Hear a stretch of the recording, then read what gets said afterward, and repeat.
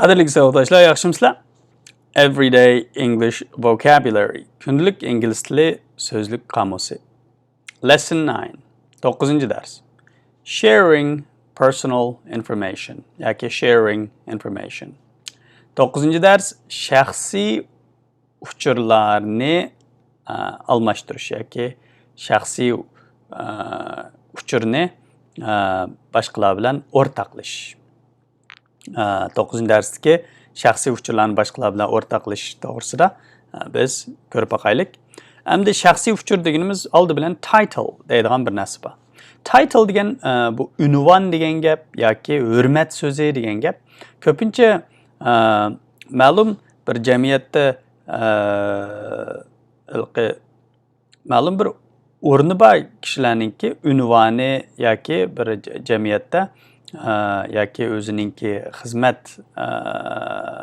xizmat muhitida bir titlesi, bir unvoni yoki bir nom atqi bo'ladi.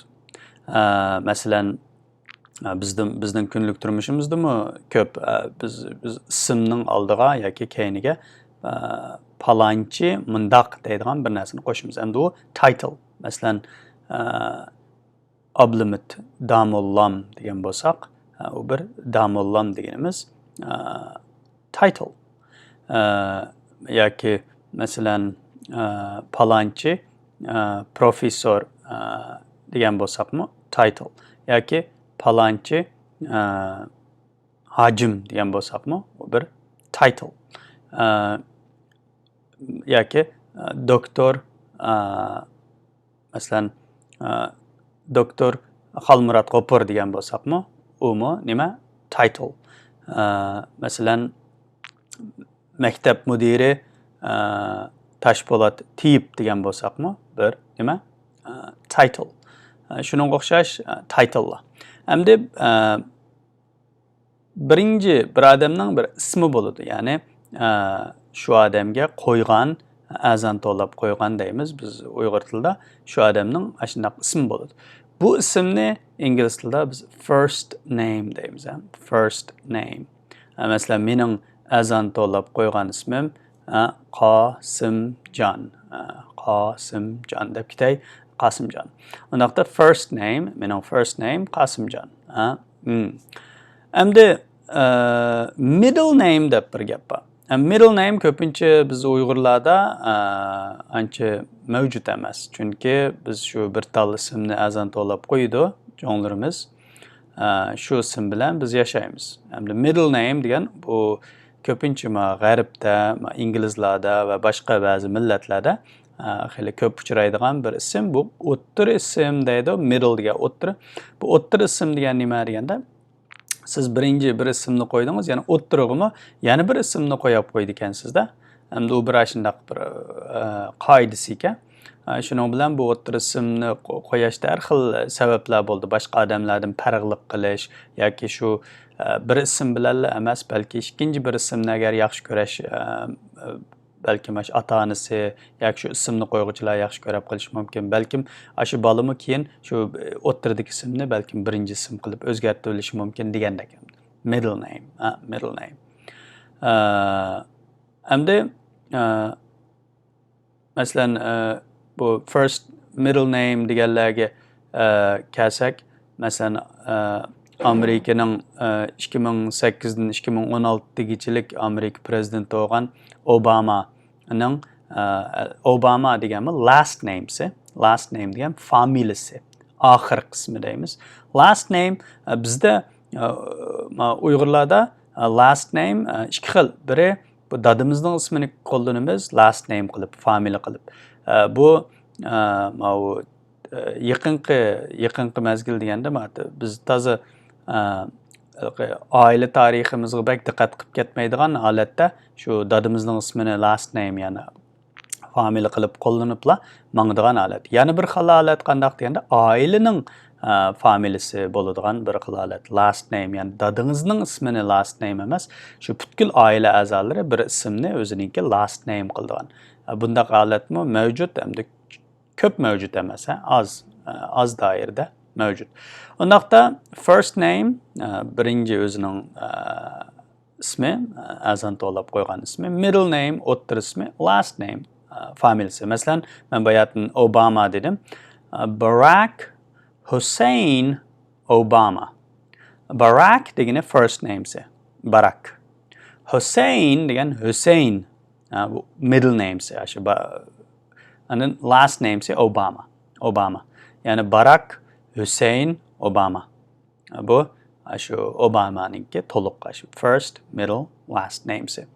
Bir odamni kunlik turmushimizda shu odamni tonish uchun bu odamning title'ni bilishimizga to'g'ri keldi. First name, middle name, last name. Masalan hozir men bu shundoq inglizcha saboqdoshlarga haqsiz darslarni o'tib beryapman.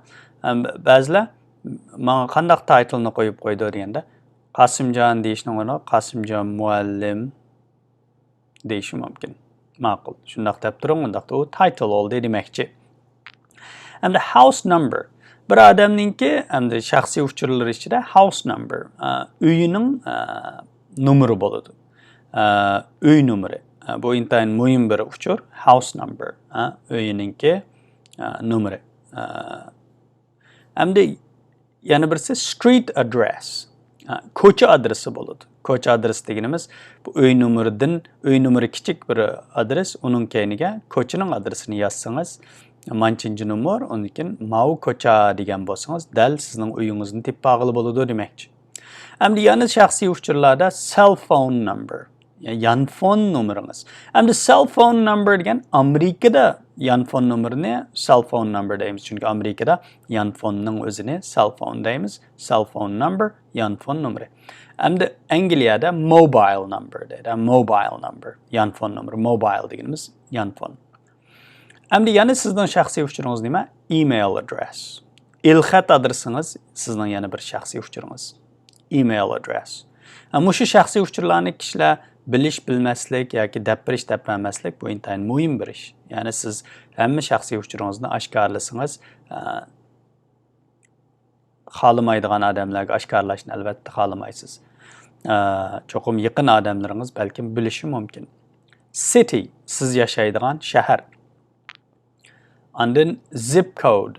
Zip code deganimiz pochta nomeri. Siz sizning uyingiz bor, ko'chingiz bor, shu shahardagi tava bo'lgan shu uy nomeri, ko'cha adresingiz, shu shaharingizdagi zip code. Zip code deganimiz pochta nomeri. Zip code Amerikada zip code deydi, pochta nomeri. Angliyada postcode deydi, postcode, pochta nomeri. Hamda yana birisi sizning job title'ingiz bor. Job title deganimiz bayatın title'ni bildik. Kunlik turmushdagi bir odamningki nam atqi, hurmat nomi, unvoni. Job title deganimiz xizmat unvoni. Masalan, sizda xizmat bo'lsangiz, bir boshqaruvchimi, masalan, manager yoki chief executive officer, masalan, CEO deganga o'xshash qandaq job title'ingiz bor degan masala. Hamda website deganimiz tor adresi, ya'ni xizmat qiladigan bo'lsangiz, bir yerda ishlaydigan bo'lsangiz yoki o'zingizning bir shirkatingiz bo'lsa, cho'qim tor adresingiz bo'ldi. Website. Xizmatingizning tor adresi bo'ldi yoki shirkatingizning tor adresi bo'ldi. Siz ishlaydigan o'rinning company name, shirkatning ismi bo'ladi. Shirkat ishlasangiz demakchi. Mushlarning hammasi sizning nimangiz? Shaxsiy uchurlaringiz. Bu shaxsiy uchurlar to'g'risidagi so'zlarni mana mushagichilik o'rgangan bo'ldik. So'yimlik saboqdoshlar, 9-dars mushada oxirlashdi. Esinglarda bo'lsin, bu darslar har seshanba kuni sizlar bilan yuz ko'rishadi. Shundoqla uzilmay, savrchanlik bilan uzilmay o'rganish qilish yoki o'rganish oxirida bizni g'alaba kelib bordi. Deydig'inim bu darsliklar to'plamida eng kamida 3000 dan ortiq so'z sizning so'zlik tarkibingizga aylandi, lekin u aylanish uchun cho'qim har bir darsni astoydil qayta o'rganib chiqishga to'g'ri keldi. Kelar qitimliq darslik aman bo'linglar, esinglarda bo'lsin, o'rganayotgan bo'lsanglar bu darsni davomlashtirib o'rganinglar va boshqa atrofingizda o'rganayotgan saboqdoshlaringlar bo'lsa, ham ularga bu kanalni tavsiya qilishni unutib qolmanglar. See you next time. Kelar qitim ko'rishaylik. Goodbye. Xayr xo'sh.